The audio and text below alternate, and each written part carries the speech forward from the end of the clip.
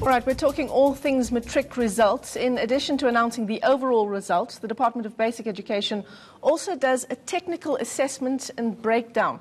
To help us understand how this is done, we're joined by former Gauteng Education MEC, now Senior Research Associate at Wits University, Mary Metcalfe. Thanks very much for coming into studio, Mary. Thank you, Michelle. I mean, it's an incredibly exciting, daunting time for matric students. Before we get to the technical breakdown of these results, I mean, these IEB results are out. They're incredible, 98.92%.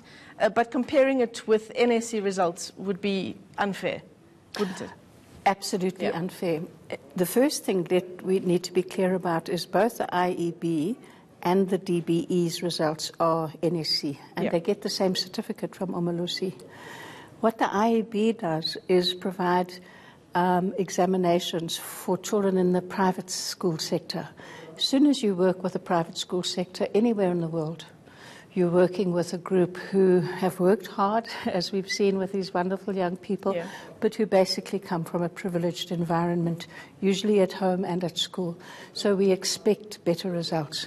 The DBE's NSC caters for children across the length and breadth of South Africa, the majority of whom come from circumstances at home and at school which are not advantaged, and therefore they won't be able to achieve the very high average that the IEB achieves. And yet, I mean, we do see students achieving the same as, if not better than, pupils at places like St. David's Marist School in Inanda. The ministerial breakfast is taking place this morning.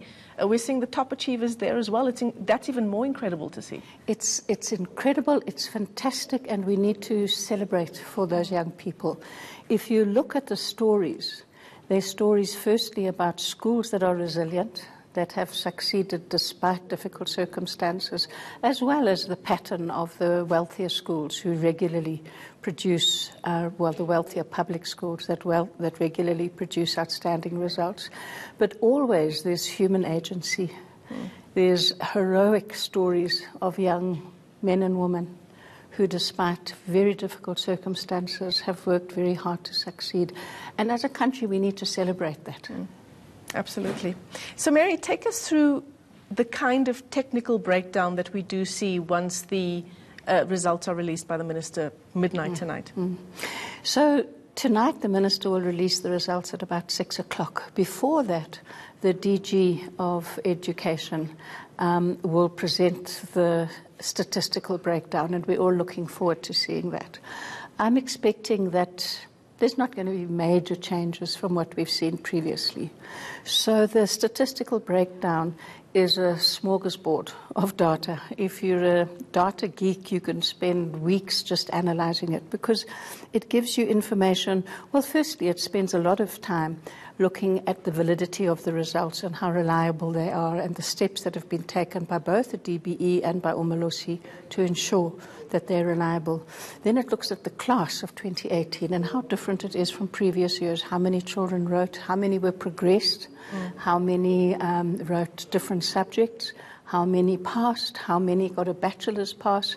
And then we look as education analysts, depending on which area you're interested in. The maths education people will be looking very carefully to see, do we have more children performing at a higher level in maths? How many children wrote and how many children succeeded? So you can spend weeks enjoying the data. What the public looks for is the big figure. What's the national pass rate? And I understand the fascination, especially when you see these wonderful young people that the Minister is with this morning that you've just interviewed, because for them that individual mark means the world. To get a 95% guarantees you a very different set of life chances than if you got 55. But for the country, I think the global mark doesn't mean that much. We've had an average over the last 8 years of a pass mark of about 73%. It falls between a range of 68 and 78. If it goes slightly up and slightly down, I don't think that changes the future trajectory of the country. What will change the future trajectory of the country is what we're doing to reach and support all of those capable young people who are falling below the radar, who are not even getting to write the NSC, and who have left school feeling betrayed. Yeah. I mean, I'm just looking at just the coverage from 2017's matric pass rate. This one story talking about 9 schools achieving a 0% pass rate. Yeah.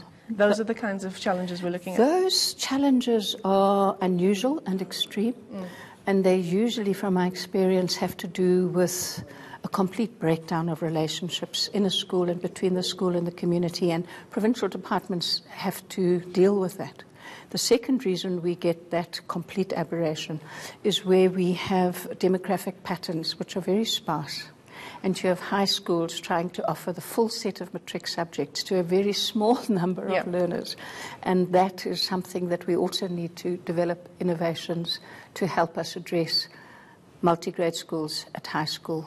Some provinces have closed them and moved everyone to boarding schools. But that's a small set. The biggest challenge is that the 3 provinces most affected by apartheid, most deprived educationally, of KwaZulu-Natal, Limpopo, and the Eastern Cape, where 62% of our children have the lowest matric pass rates, the highest dropout rates. And that is a substantial number of young people that we are bleeding every year.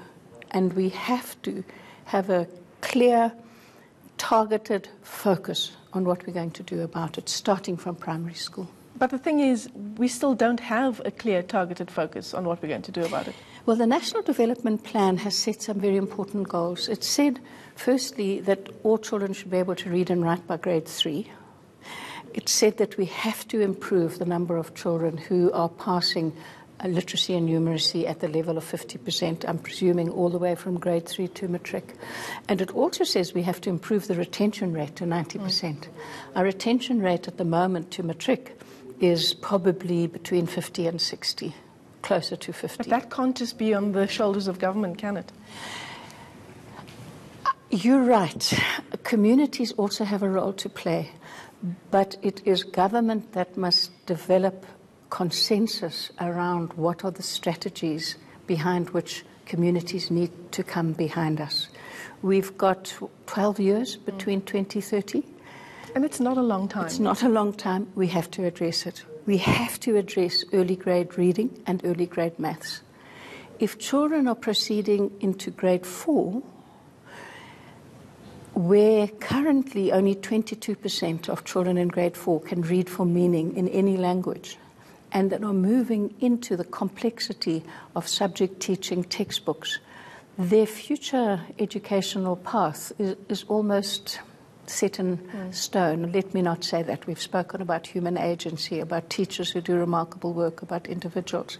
But if in grade 4 you can't read for meaning in any language, if by grade 6, as the TIMS results have shown, only 61% of children can do addition and subtraction, we're not going to be able to build the 90% retention and the high level of participation in the National Senior Certificate.